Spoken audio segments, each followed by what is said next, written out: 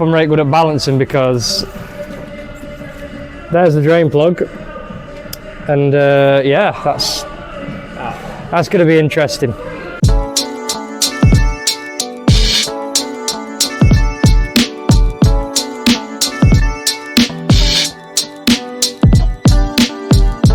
Hi guys, Jack here. Today we're doing an interim service on this Mercedes camper van. Let's get into it. Obviously got the cleanest toolbox in all of VMB. Very organised as normal. So obviously, first things first, take photos of the vehicle on the ramp.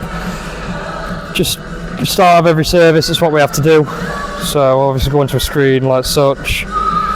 202, which brand spanking new, and then we always, as soon as we go onto any service sheet, 4 images of the vehicle, just of all sides, noting down any damage that you might come across, whether it's scuffs on wheels, just on the paintwork, anything like that, you know, just to mark it's there. That's about it.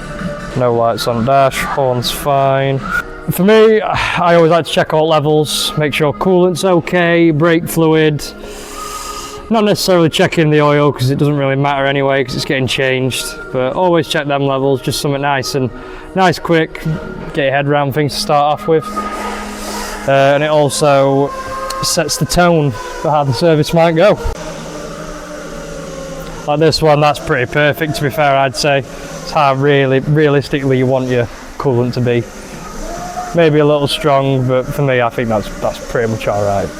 Right, and then, as I say, second for the second. Get brake fluid tester in there, get my camera ready.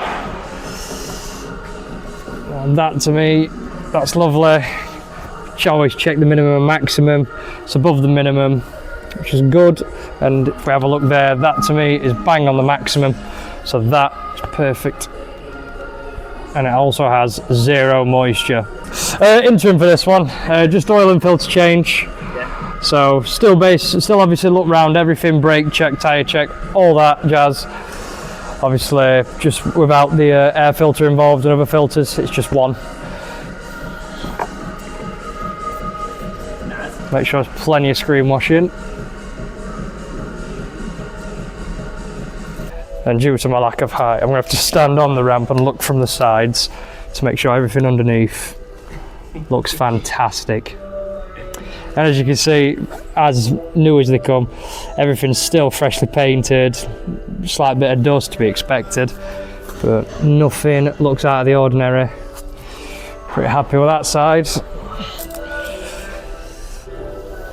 Again, yeah, obviously you've got all your belt at the front there. Everything looks fine, no cracks on the belt as there shouldn't be. Pretty happy. And on that note, after all levels, I'm pretty happy to send her up in the air.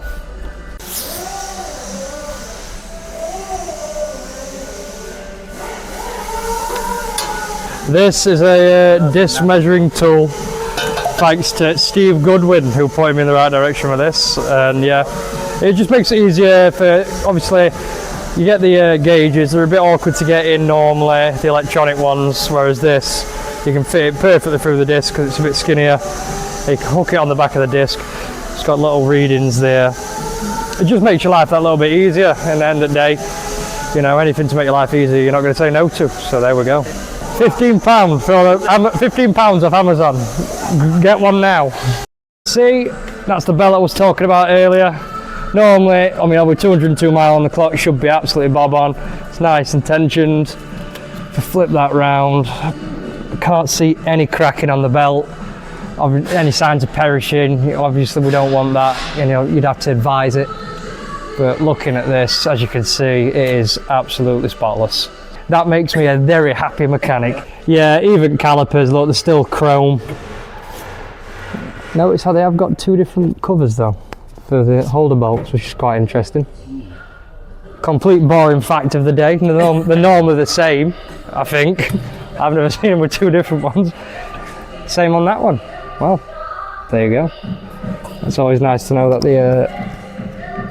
Sensors are all intact, so brakes ain't going to start screaming at you saying they're dying. But regardless of what miles are on the clock, you've got to check it round because you never ever know.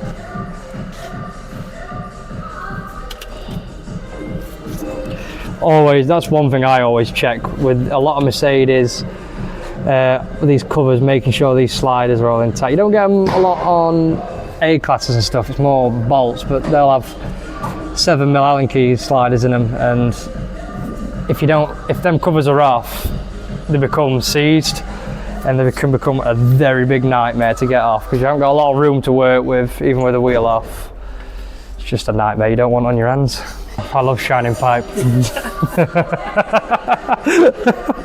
Lovely sump here. Decided to put it on this lovely ramp. Hope I'm right good at balancing because there's the drain plug, and yeah, that's going to be interesting. And we've got about probably about a foot to go back, so hopefully that's enough because I don't know how I'm going to get the bowl on there. Oh yeah, love it. This is one tool I've had since I started, and I got it when I bought Wayne's box off him. This is one tool I've had. It's just one of my one set of drain plugs, and they're just awesome. I love them. I've done that before. Right, I'm probably going to cover myself in oil, and I really hope this don't go everywhere. Oh, I think the thing that's scaring me is it's filling up really quickly, and that is coming out very, very fast. It's not. I hope that slows down. Hey, there we go. Get something long. Oh, well, that's gone forever. Didn't think it was going to come off that easy. I've got to go and see what washers we've got.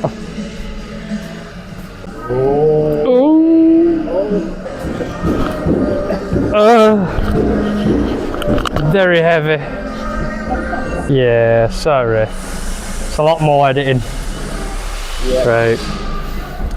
Get that a quick clean.